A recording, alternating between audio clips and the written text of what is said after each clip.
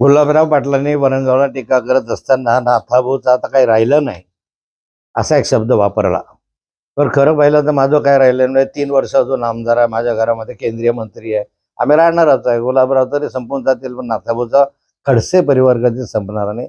मी 45 वर्ष झाले राजकारणामध्ये, सत्तेमध्ये आहे, पदावर आहे. विरोधी पक्षात जरी असलो तरी पदावर राहिलो आहे. कधी गुलाबराव पाटील माझी बरोबरी करतील?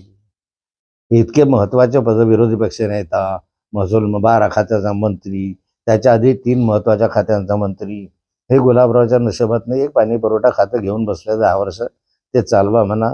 आपले स्वतःची नगरपालिका गुलाबराव आणू शकले नाही, तेवढी तर तुमची ताकद नाही आहे. दुसऱ्याला बोलता कशाला तुम्ही या संदर्भामध्ये? गुलाबरावांना आमदारकीला मदत मी केलेली आहे, आठवा म्हणा. त्यावेळेस सभापती होते गुलाबराव जिल्हा परिषदचे, त्यावेळेस मी पालकमंत्री होतो. मी भरपूर मदत केली आणि त्या ठिकाणी गुलाबरावांना मदत केल्यामुळे आमदारकीलाही त्यांना निवडून येण्यास मदत झाली. उपकार केलेले विसरतात. तो कालच्या सभेमध्ये त्यांनी पुन्हा केलेला आहे, यामध्ये हेमा मालिनीचा देखील उल्लेख करायला पाहायला मिळतो. गुलाबरावांना मोठी वाईट सवय आहे. प्रत्येक भाषणामध्ये कुठे ना कुठे महिलेचा उल्लेख करून मग नंतर माफी मागतात. मागच्याही कालखंडामध्ये हेमा मालिनीच्या संदर्भामध्ये एक वक्तव्य केलं आणि त्यामध्ये त्यांनी सांगितलं होतं की रस्ते जे करायचे ते हेमा मालिनीच्या गालासारखे करायचे आहेत. गाल जसे चकचकीत आहेत तसे करायचे. अजून तसे रस्ते व्हायचे, आम्ही वाट बघतो आहोत. आता तरी अजूनपर्यंत तसे रस्ते काही झाले नाही, खडबडीतच रस्ते झाले.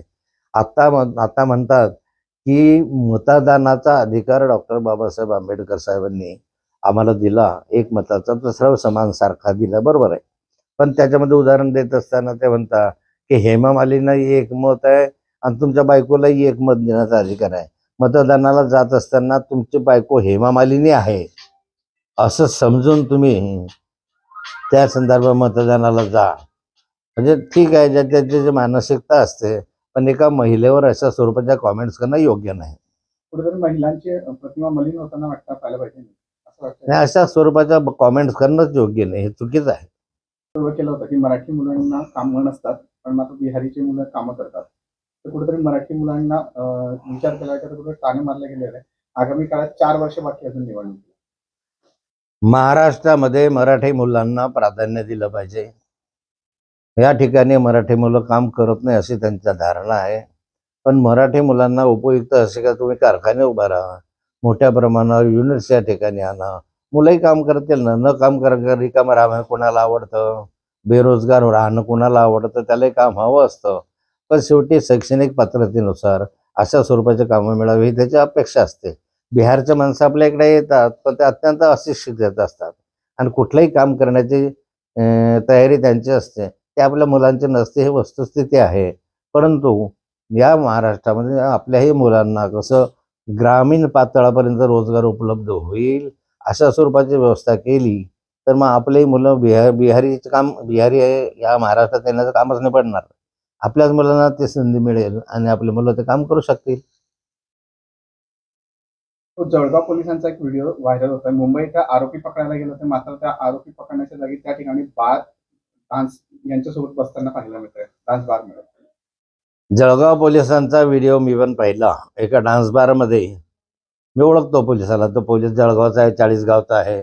आणि ठिकाणी या ठिकाणी त्यांना डान्स बारमध्ये महिलांसोबत त्या ठिकाणी डान्स करताना आणि अश्लील कृत्य करतानाचा तो व्हिडिओ आहे.